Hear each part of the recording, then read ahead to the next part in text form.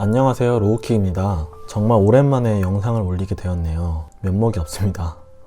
제가 진짜 민법을 한번 제대로 조지고 오려고 했거든요. 하지만 역시 언제나 조져지는 건 나였다. 이제 수능도 끝나고 로스쿨 입시도 모두 결판이 났죠.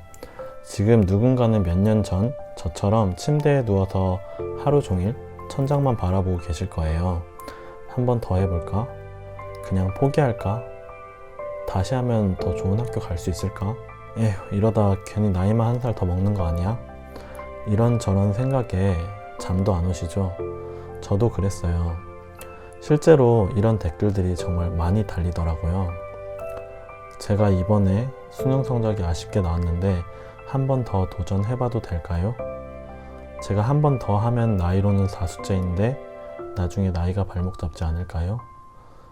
재도전을 고민하시는 수험생들에게 전하고 싶은 말이 있어서 영상을 올리게 되었습니다. 저는 어릴 적부터 선택의 순간마다 이런 생각을 많이 했어요. 내가 환갑잔치 할 때 지난 인생을 돌이켜보면서 내가 그때 그걸 했어야 됐는데 하고 후회되는 일이 많다면 그건 조금 불행한 삶이지 않을까? 성공할지 실패할진 모르지만 아쉬움이 남지 않을 만큼만 해보자. 그랬더니 신기하게도 이게 마지막이다. 안 되면 어쩔 수 없다. 털자. 라고 마음먹은 때에 좋은 결과로 이어지더라고요. 회사나 군대에서 제게 이런 말씀을 하는 분들이 종종 있었어요. 나도 사실 그때 재수했으면 서울대 갈 수 있었는데. 무슨 부심을 부리려고 하는 말이 제가 아니고요. 요즘 서울대 나와도 사실 별거 없고 먹고 살긴 다 팍팍해요. 그런데 역사에 만약은 없다는 말처럼 개개인의 인생에서도 가정법은 의미가 없는 것 같습니다. 차이는 결국 해봤냐 안 해봤냐 에서 시작되는 거더라고요. 여러분도 고민하고 있다면 가성비를 너무 따지지 말고 하고 싶으면 해보세요. 꼭 성공할 거라는 장밋빛 미래를 이야기하는 건 아닙니다. 하지만 실패하더라도 아쉬움을 털고 다음 단계로 넘어갈 수 있다면 충분히 가치 있는 도전이라고 생각해요. 정리하자면 다시 하고 싶으면 하자. 아쉬움을 털어낼 수 있을 만큼 열심히 하자. 두 번째로 하고 싶은 말은 자기 자신을 객관적으로 바라볼 수 있어야 한다는 거예요. 장기간 시험 공부를 하다 보면 자꾸 핑계가 늘어나게 돼요.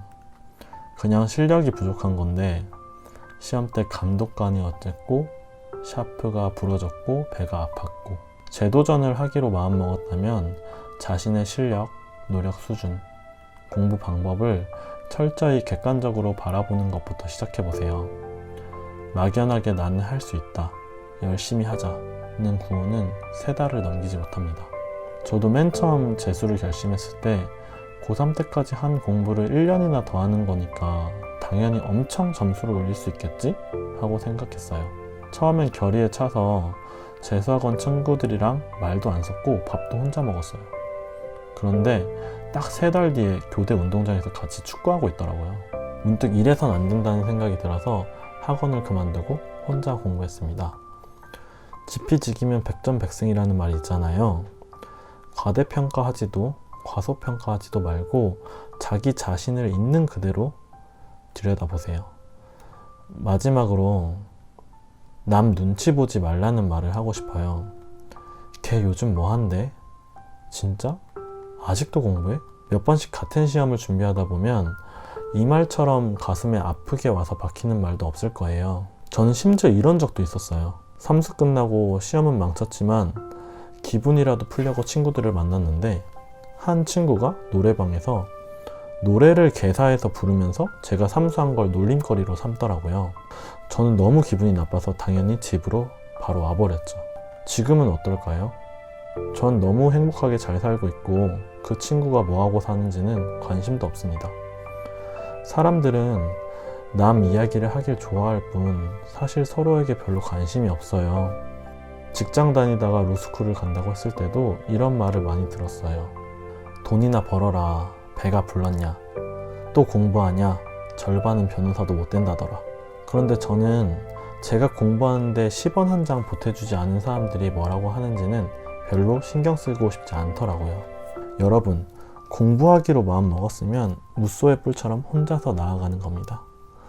남이 내 인생 대신 살아주는 거 아니잖아요. 저는 종종 이런 생각을 해요. 아, 진짜 인생이 참 짧고 더덥구나. 어느 날 아침에 얼굴에 찍힌 베개 자국이 점심때까지도 안 지워지는 거예요. 와, 나도 늙었네? 라는 생각이 문득 들더라고요. 이제 곧 다리가 후들거려서 혼자 유럽 여행도 못 가겠구나. 한 번밖에 살지 못하는 인생, 이 유한한 인생을 어떻게 살아야 할까? 제가 내린 답은 이겁니다. 남 눈치 보지 말고 하고 싶은 건 하고 살자. 꿈을 꾸되 현실 감각은 갖추자.